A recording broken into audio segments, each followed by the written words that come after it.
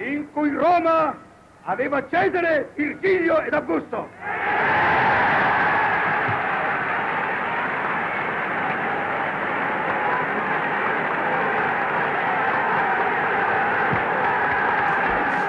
Halo para detektif sejarah, welcome back bersama gua Mr. Detektif yang selalu memberikan informasi dan cerita sejarah. Balik lagi ke pembahasan kemarin, yaitu pertempuran udara Inggris atau yang sering disebut dengan Battle of Britain. Nah, kali ini kita akan membahas invasi Italia ke Yunani. Mau tahu sejarahnya? Wih, intro dulu.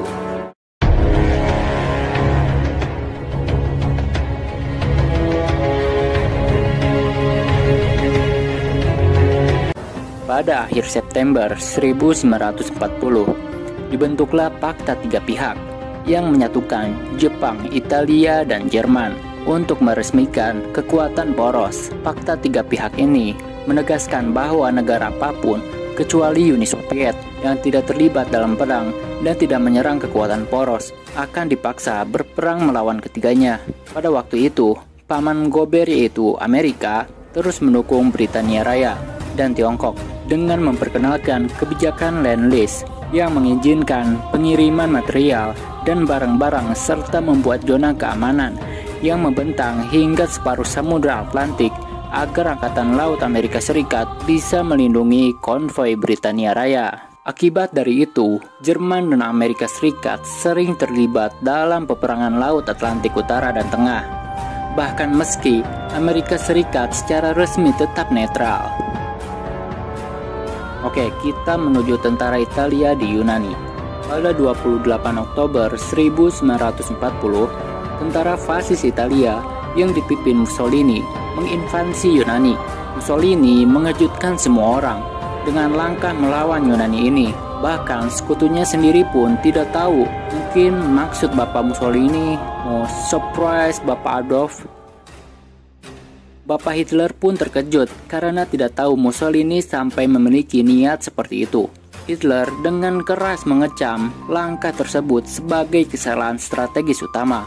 Menurut Hitler, Mussolini seharusnya berkonsentrasi di Afrika Utara, lalu melanjutkan ke Mesir.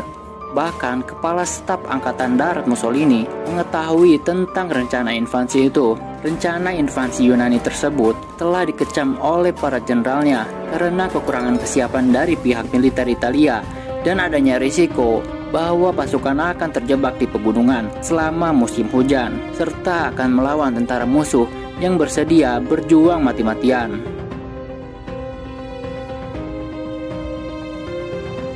Untuk mempertahankan otonominya, Mussolini bergerak maju dan sangat yakin bisa mengalahkan Yunani dalam hitungan hari. Ia juga mengetahui sebuah rahasia, yakni jutaan lira telah disisihkan untuk menyuap politikus dan jenderal Yunani agar tidak melawan saat diinvasi oleh Italia.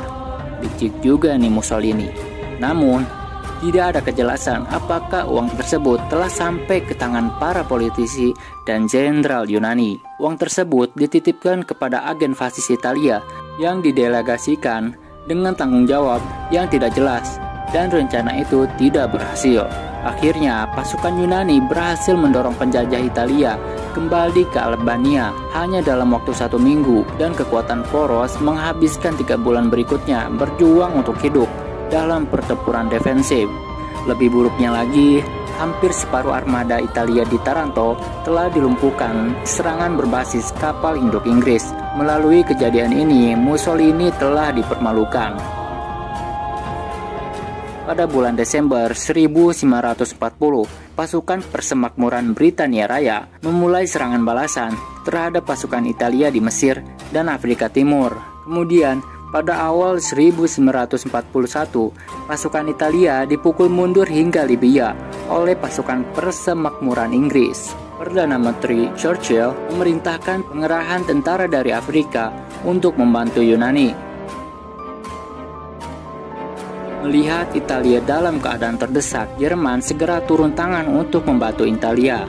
Hitler mengirimkan pasukan Jerman ke Libya pada bulan Februari dan membuka kampanye Gurun Barat terjadi di Mesir dan Libya, serta merupakan sebuah teater di kampanye Afrika Utara yang dikomandani oleh Jenderal Erwin Rommel atau si rubah gurun saat Perang Dunia Kedua.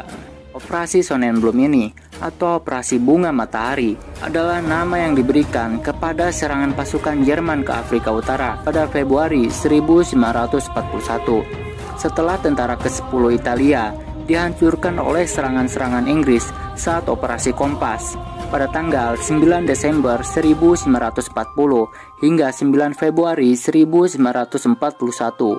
Unit-unit pertama Jerman diberangkatkan dari Napoli ke Afrika dan sampai pada tanggal 11 Februari. Pada 14 Februari, unit-unit pertama dari Divisi Afrika Ringan ke-5 kemudian berganti nama menjadi Divisi Panzer ke-21 dan detasemen pemburu tank ke-39 datang ke Tripoli, Libya dan dikirim ke garis depan di Sirte.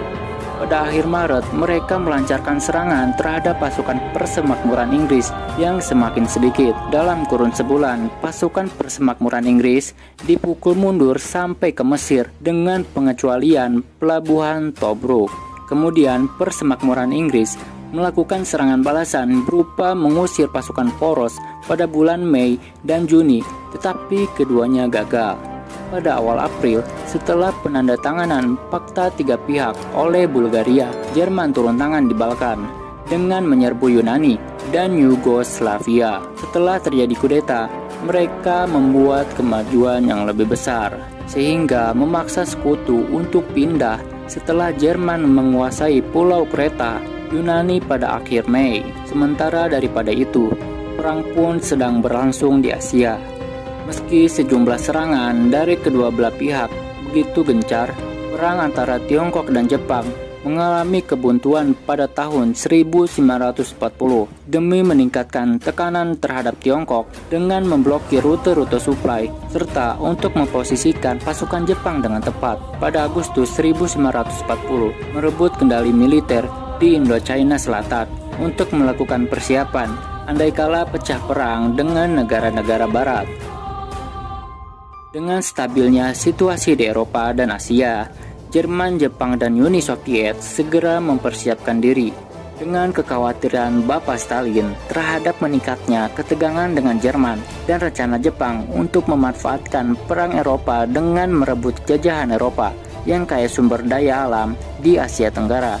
Akhirnya, kedua kekuatan ini menandatangani Fakta Neutralis Soviet dan Jepang pada bulan April 1941. Namun di balik itu semua, Jerman bersiap-siap menyerang Uni Soviet dengan menempatkan pasukan dalam jumlah besar di perbatasan Soviet dengan kode Operasi Barbarossa.